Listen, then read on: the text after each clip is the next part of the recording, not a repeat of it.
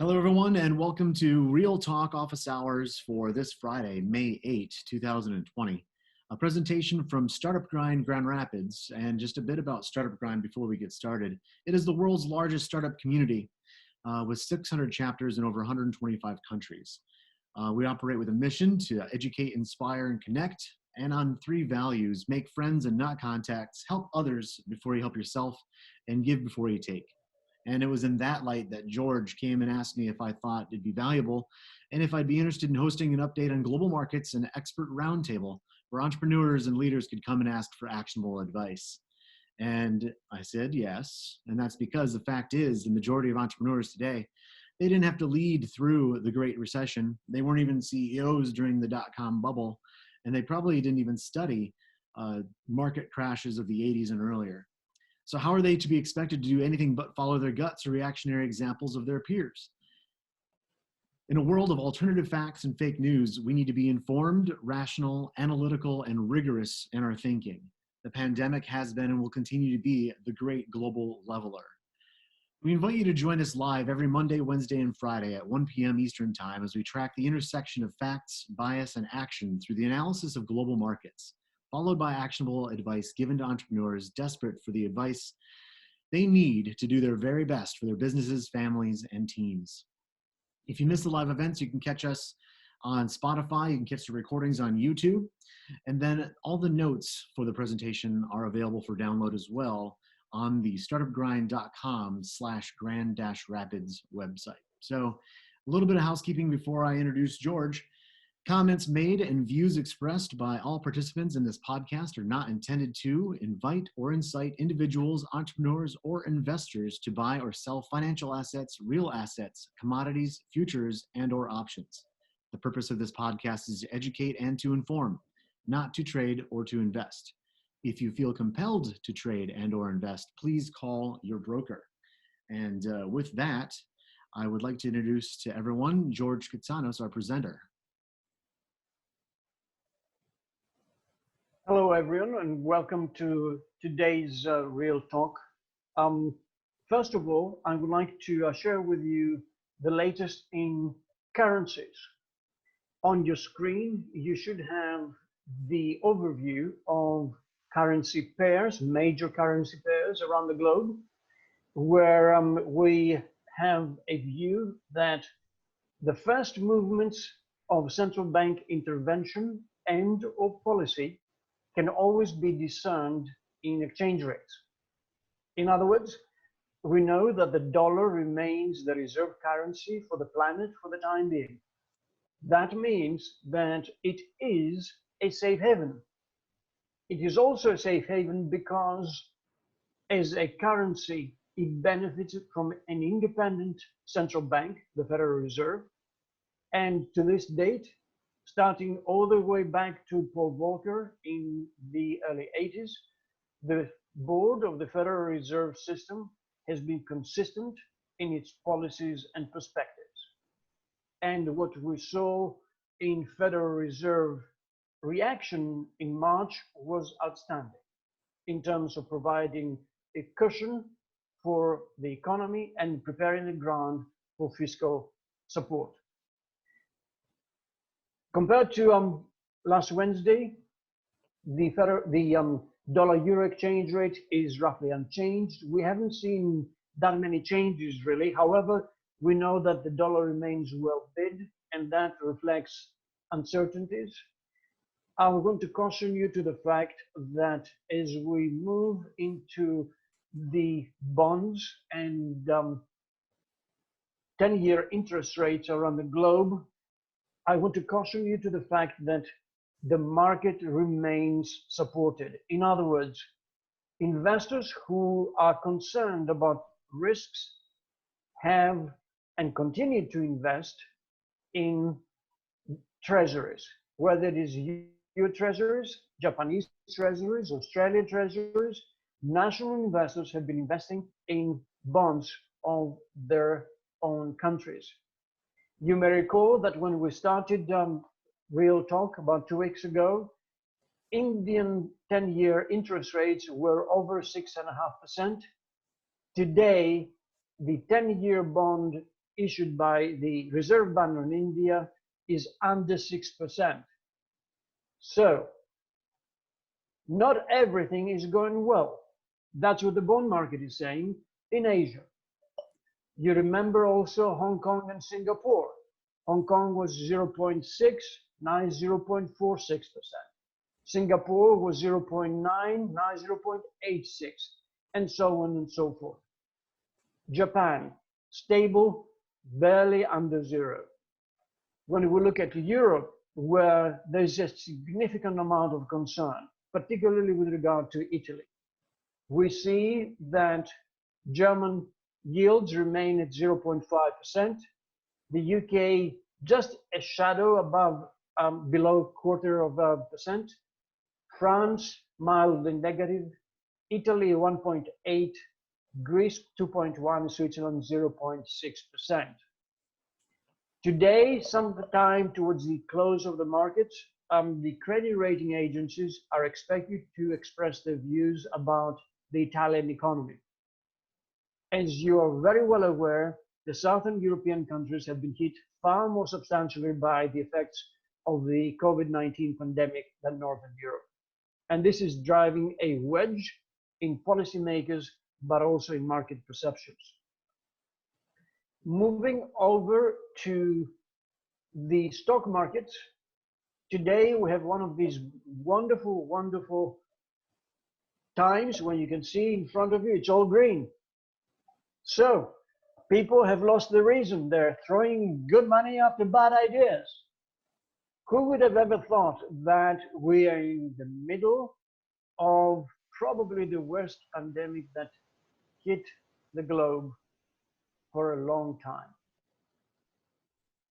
Every single market in Asia, in Europe, and in the US is positive. About $1, 1%, 1.5% up compared to yesterday's close.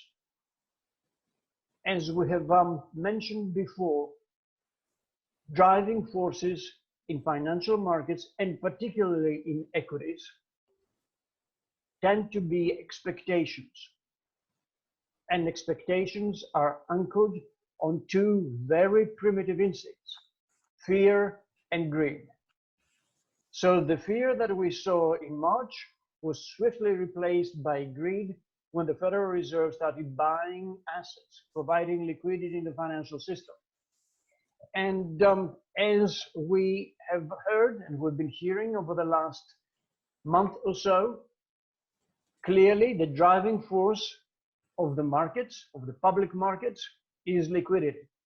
Ample liquidity is forcing investors to put the money at work. These investors are underestimating the sovereign issues. In other words, countries, especially emerging market countries, that have been hit severely by the coronavirus. But we don't need to go very far. We can talk about England and we can talk about Australia. And in fact, in a moment or so, we will cover both of these economies and the statements of the central banks, because they illustrate that, contrary to common view, not only emerging markets are suffering from the dislocations of the COVID-19 crisis. The last point to remember is to focus on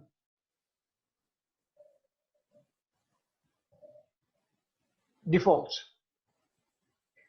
We have mentioned that in the past, defaults are expected to increase.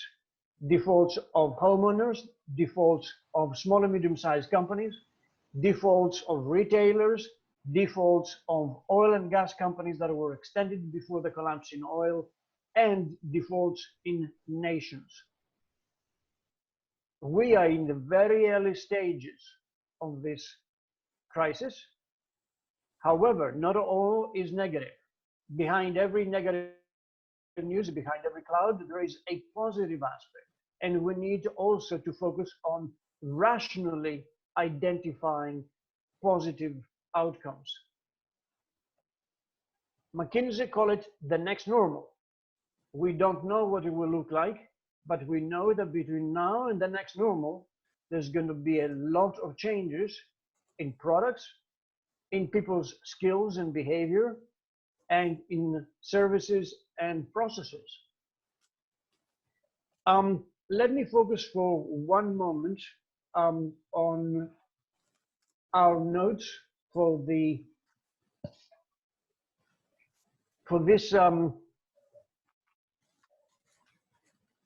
presentation. I hope you can see the cartoon by Cal. Okay, this is whether you believe it or not, I think Cal is probably one of the best cartoonists, and The Economist always has in the inside pages of the weekly publication wonderful cartoons. Notice the sarcasm that the lift is going up. Okay, the death toll is there, and the Reaper is going up. So this is a warning that please be careful when you're out there. Please pay attention to meeting all the cautions that the government and the CDC have suggested. And let me start with the Bank of England. Her Majesty's Bank issued a statement yesterday. They target the inflation rate at 2%, no changes there. The bank rate remains at 0.1%. Interestingly, the members of the committee voted by a majority of 7-2 for the Bank of England to continue with a program of 200 billion sterling of government bond and non-financial investment grade corporate bond purchases. The central bank is issuing bank reserves, and these are expected to come to a total of 645 billion. This is a very large number. Notice also that the two dissenters dissented from the view by asking for an additional 100 billion. That suggests, in my humble opinion, that come next meeting of the Monetary Policy Committee of the Bank of England, we will have probably a bit of an increase in the buying of these investment grade corporate bond purchases. As we have discussed, just like the Federal Reserve, a number of central banks around the globe are pursuing similar policies. They're providing liquidity to the banking system and to the large companies by buying their bonds. What we call that monetization of the debt process. Okay. Interestingly, household consumption fell by around 30% in the UK. As we have seen, the collapse in the GDP, in consumption, and so on and so forth is astonishing. In the first quarter, the public numbers in the UK revealed that GDP collapsed by about 30% or so, the largest collapse since 1704.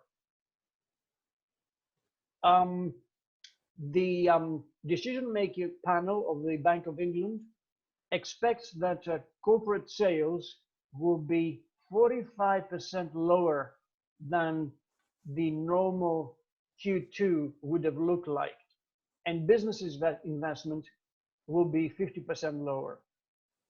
As you know, sales are current and slightly backward looking. So a 50% reduction in sales is alarming, but it's not the end of the world. In my humble opinion as an economist, what is alarming is a reduction in investment by 50%. That means future growth is expected to be low and will likely be low. Let's focus for a moment on Europe, where the situation is not much brighter. I would like to just mention here that Philip Lane is a member of the executive board of the ECB, and he has his own blog. I was looking at his blog earlier on today, and he was talking about the gross domestic product in Europe. In the most benign scenario, a deep recession is envisaged, that is by the board of the European Central Bank. amounting to a contraction in real GDP of 5% this year. This is in the most benign scenario. In the severe scenario, real GDP could fall by 12% in 2020. Clearly, there will be some rebound in the second half of 2020, and measures to contain this significant reduction in output are being used.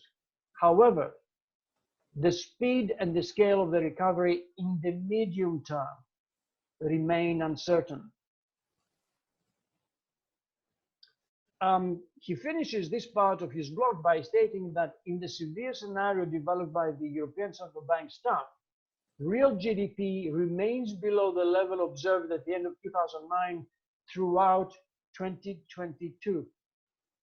In other words, for 2.5 years, looking forward, the ECB does not expect a significant upturn. This is in the severe scenario. In the chart that I have copied from the ECB website, you can see that the green line, this green horizontal line, starting at 100 in 2019, was the GDP in Europe.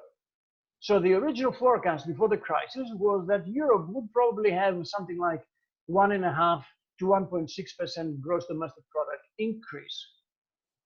Well, guess what? The mild scenario is 10% reduction in GDP by the second half of 2020. This is a big number. The medium harsh scenario is about 12–13%, and the harsh scenario is about 17%. These are significant numbers. Let's focus on the moment, for the moment, on Australia. And here, what I would like to mention is the Reserve Bank of Australia.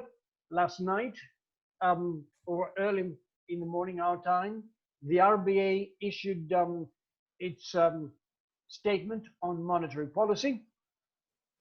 The statement cautions the bank back on the 18th of March, in the middle of this phenomenal crisis, created a response package that had 4 elements. One was a reduction of the cash rate to 0.25%. The second was to set a target for the 3-year Australian government bond yield to be around 0.25%. The third target was to create a term funding facility for the banking system, with particular support to small and medium-sized businesses. As you know, Australia is not like the US, it's a smaller economy, and the small and medium-sized businesses are the backbone of the economy. So the RBA, quite wisely, created a system to support these businesses. They created a 3-year funding facility to authorize deposit-taking institutions at a fixed rate of 0.5%. This will be granted to small and medium-sized companies, and the initial amount is 90 billion Australian dollars. The fourth item was that the Reserve Bank of Australia decided to pay 0.1% to exchange settlement balances that banks would have had instead of 0, which was the case before. Well, in the May meeting yesterday, the board decided to broaden the range of eligible collateral for these operations to include Australian dollar securities issued by non-bank corporations with an investment-grade credit rating. In other words, following the leadership of the Federal Reserve, the Reserve Bank of Australia is buying corporate bonds by non-banking institutions that have investment grade. What was to me quite interesting is to look at their economic outlook, meaning sitting on the other side of the world at the beginning of autumn there, the Reserve Bank of Australia looks at the following. The Australian economy is expected to record a contraction in GDP of around 10% over the first half of 2020. Total hours worked are expected to decline by around 20%, and the unemployment rate is forecast to rise to around 10% in the June quarter of 2020. Headline inflation is expected to be negative in the June quarter, largely as a result of lower fuel prices and free childcare. Underlying inflation is expected to decline notably. You may recall that no-list individuals and analysts like Nouriel Roubini, very well familiar with economic conditions, he highlighted last week in one of his statements that he is warning against deflation. We may have deflationary pressures lurking in the background, especially as consumer demand is subsiding. While in Australia is the first country where the central bank is beginning to see this negative price scenario. Beyond the first half of 2020, continues the Reserve Bank of Australia, the outlook for the domestic economy depends on how long social distancing remains in place and its effects on economic activity. Other factors include how long uncertainty and diminished confidence weigh on households and business spending, hiring, and investment plans. The initial phase of the recovery is likely to be primarily driven by the easing restrictions, which will lead to an improvement in employment outcomes as businesses reopen, as well as a pickup in household spending. In the latter part of the forecast period, business investment decisions will shape more strongly the recovery. And again, it is difficult to be precise about the magnitude and timing of these effects, so it makes sense to think in terms of scenarios. I would like to close this week's presentation and discussions by going back to our Bloomberg screen. This morning, the job losses were printed. 20.5 million Americans are looking for unemployment benefits. The unemployment rate is 14.7%. This is not a happy scenario. We all have to think positively, to work as much as we can and contribute to the recovery of the economy. But it's going to be an upward struggle without a vaccine and with inadequate testing around the world. Testing, continuous testing, frequent testing is very important. Corey, back to you. Thank you. Thanks a lot, George. As we had mentioned on Monday, this was a busy week for announcements across the globe coming in, and a lot of information to try to track. I do encourage everyone to head to the website, startupgrind.com/grand-rapids, and download the notes from the previous talks. Those notes have a lot of really great information in there, a lot of really great resources just to get caught up with. There's not enough time in these half hours that we give this to really cover everything. So I did, before we started today's presentation, George, you had mentioned something, and it was alluding to the question of, like, what is the rush to get back to work, right?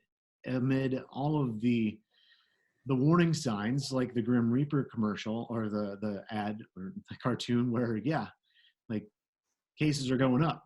And those are just the cases we know about. But people can't stay away from work if they have no money, right?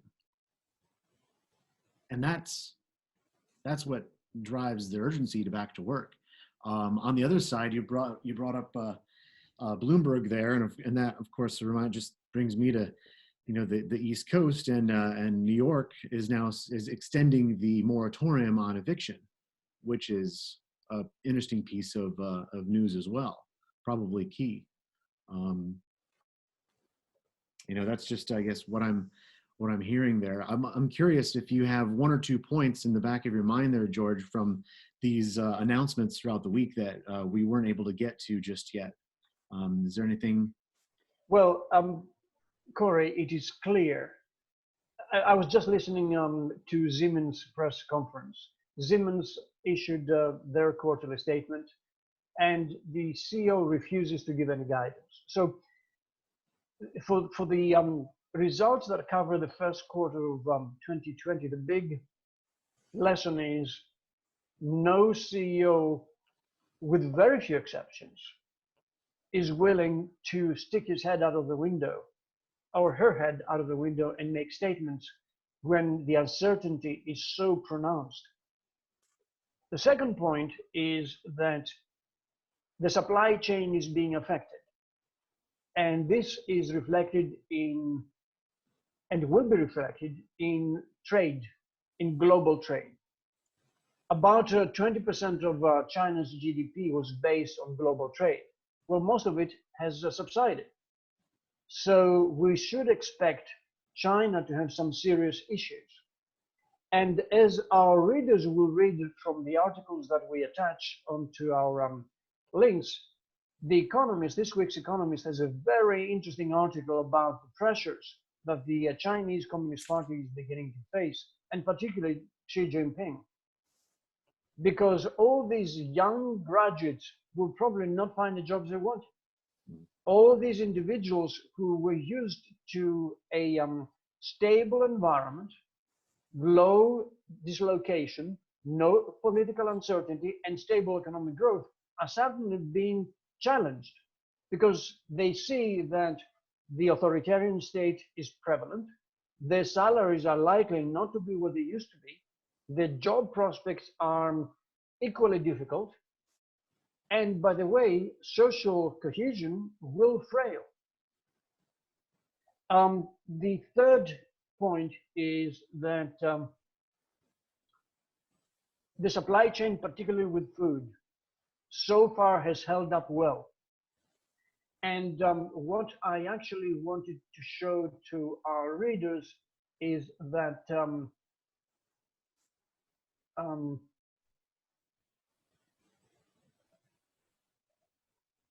can you see the commodities page? Yes. Okay, well, if we start with energy, West Texas Intermediate has jumped to $24.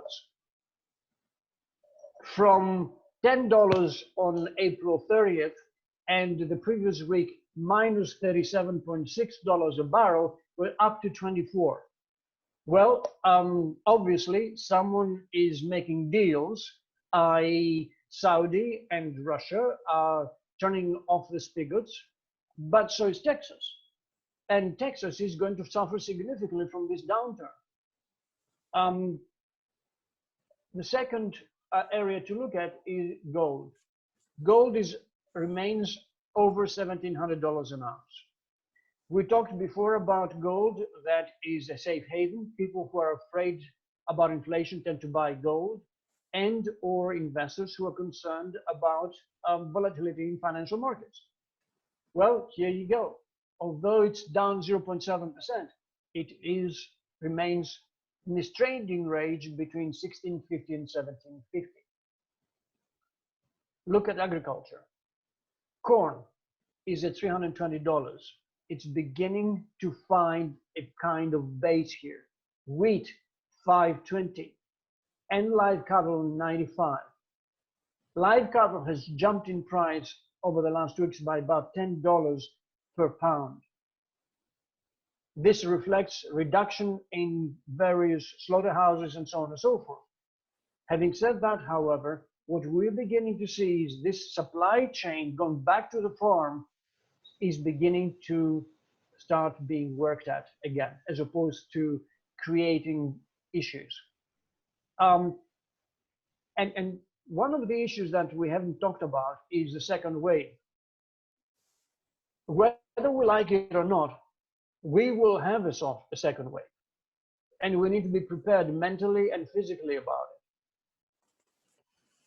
Yeah, we're already, I mean, if we're going back to work and we're opening up the states, as the numbers are already still continuing to rise, we will likely be bringing the second wave upon ourselves. And we're seeing that in South Korea, where they already had to do more of bring the hammer down.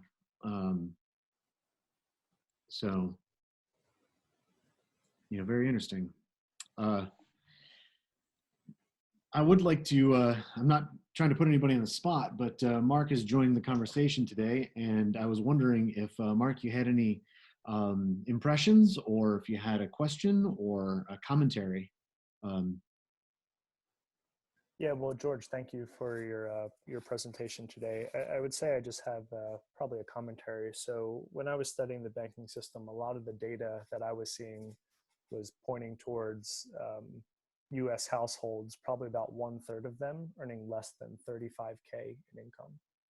So imagine trying to support a whole family, a whole household on 35K in income, and that's 1/3 of the country here in the U.S. So I just think of the cash flow shortfalls that they're already experiencing on top of anything with COVID. And so I think there's certainly this kind of undercurrent that's happening that we will have to see what that manifests into, as you said, George, whether that, what that manifests into. So it's definitely, a tough time for many, but thank you for the presentation today. With regard to the banking system and the consumer, in previous real talks, we made a couple points. One, the average, more than 0.5% of the American savers have less than $500 in a savings account. We hear from the banking system, residential lending will experience significant defaults starting in the third quarter of this year. Yeah, so yeah, it's going to be a challenge. Absolutely.